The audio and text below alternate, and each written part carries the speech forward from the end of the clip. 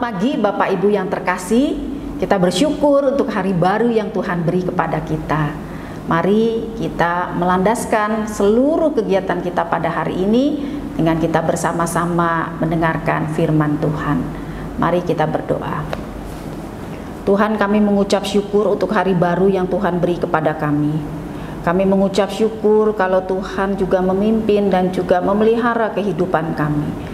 Kami juga bersyukur kalau Tuhan juga memimpin istirahat kami sehingga kami bisa bangun pagi ini dalam kondisi yang baik. Itu juga pasti karena Tuhan yang menyertai. Terima kasih Tuhan, sebentar kami akan mendengarkan sedikit daripada firman-Mu.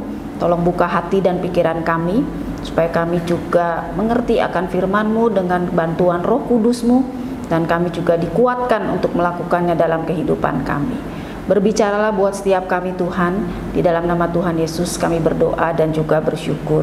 Amin. Bapak Ibu, firman Tuhan pada hari ini diambil dari Lukas pasal 4 ayat 31 sampai 37. Demikian firman Tuhan.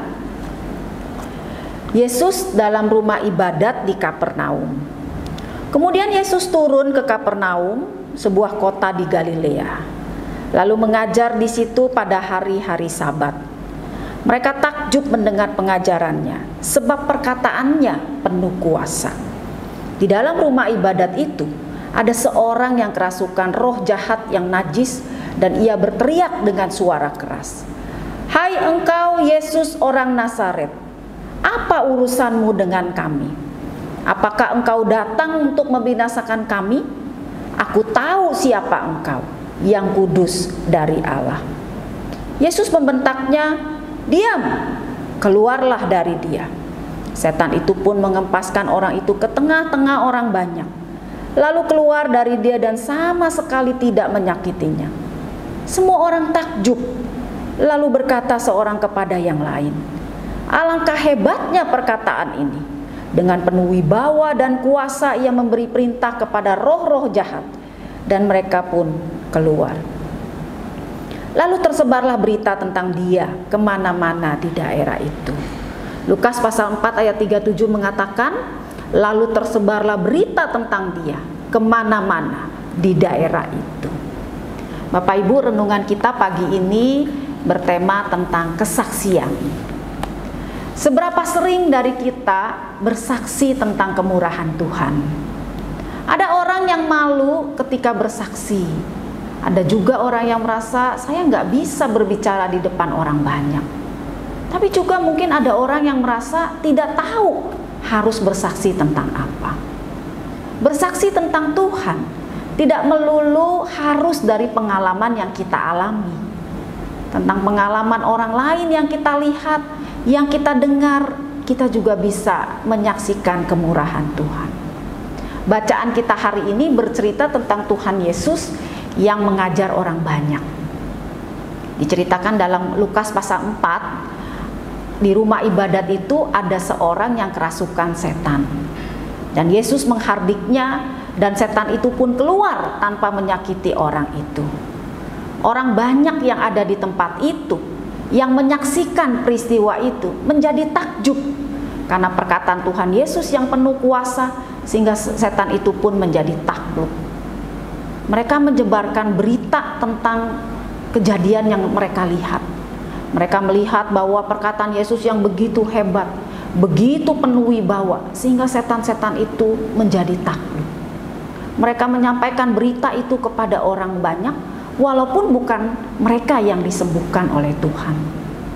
Namun peristiwa yang mereka lihat, mereka saksikan, itu mendorong orang-orang untuk bersaksi tentang Tuhan Yesus.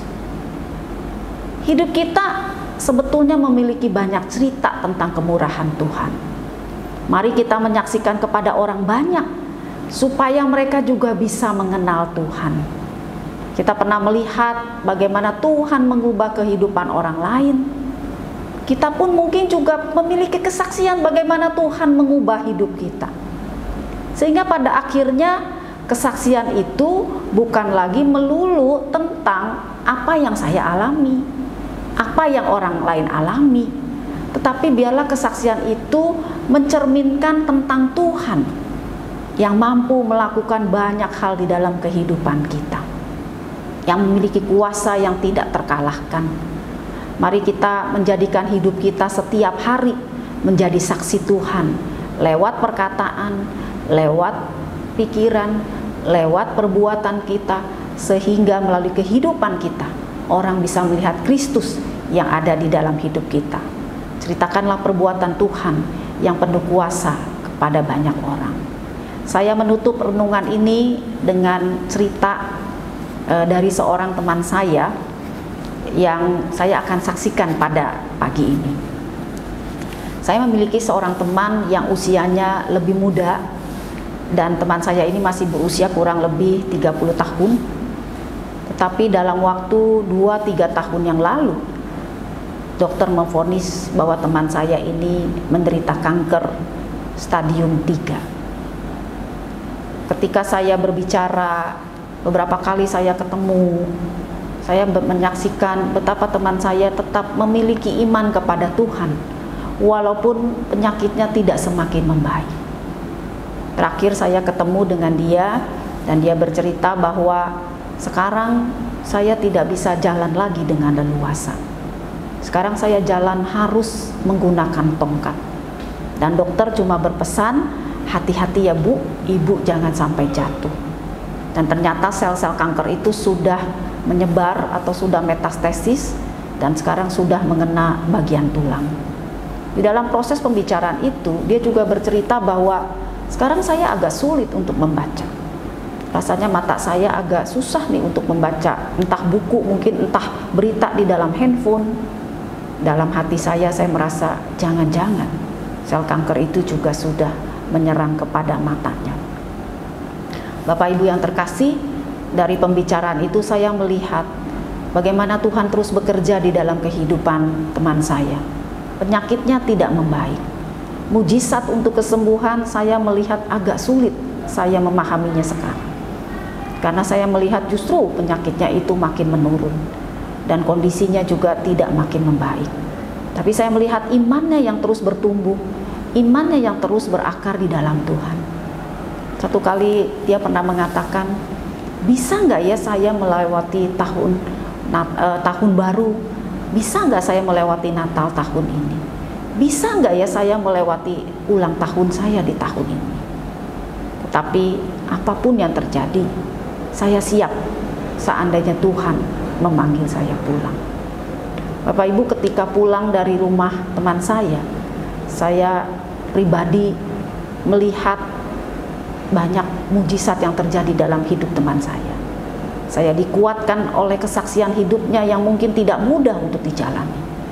Saya sendiri secara iman juga dikuatkan bahwa teman saya tetap punya Tuhan di dalam hidupnya, melewati masa-masa yang tidak mudah, masa-masa yang menyakitkan di dalam proses pengobatan yang harus dia jalani, tapi dia tetap percaya kepada Tuhan.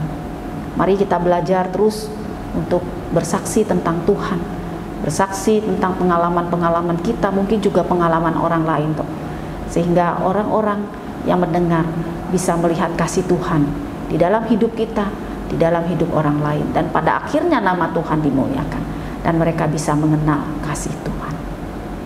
Amin. Mari kita berdoa. Tuhan, kami mengucap syukur kalau firman-Mu pagi ini menguatkan dan juga menolong kami untuk kami bisa menjadi saksi Tuhan. Kami sadar Tuhan, sebetulnya ada banyak hal yang Tuhan lakukan di dalam hidup kami sampai pada detik ini. Tuhan juga tidak pernah meninggalkan kami. Tuhan terus menjaga dan juga memelihara hidup kami. Biarlah kami terus belajar untuk bersandar kepada Tuhan, dan biarlah hidup kami menjadi kitab yang terbuka sehingga orang lain bisa melihat Tuhan di dalam hidup kami. Terima kasih Tuhan, tolong kuatkan dan mampukan kami untuk terus berjalan bersama Tuhan, menjadi saksi Tuhan dimanapun Tuhan menempatkan kami. Kami akan memulai aktivitas kami pada hari ini Tuhan. Tuhan sertai dan tolonglah kami supaya kami bisa menjalaninya bersama dengan Tuhan. Kami juga berdoa untuk setiap orang yang ada di dalam pergumulan, baik itu sakit maupun pergumulan-pergumulan yang lain. Kiranya Tuhan juga menolong dan juga Tuhan memberkati, memberikan jalan keluar dan juga memberikan kesembuhan. Biarlah kami tetap percaya kepada Tuhan. Terima kasih Tuhan, kami serahkan hari ini kepadamu, dan biarlah damai sejahtera Tuhan yang melampaui segala akal dan pikiran kami boleh senantiasa kami nikmati di dalam kehidupan kami. Pimpin kami Tuhan, arahkanlah hidup kami. Ampuni segala dosa dan pelanggaran kami, di dalam nama Tuhan Yesus Kristus kami berdoa dan juga bersyukur. Amin.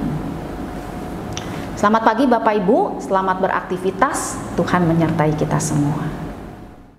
Bagi Bapak Ibu yang memiliki pergumulan khusus dan ingin didoakan, bisa menghubungi rekan-rekan pendeta di nomor berikut.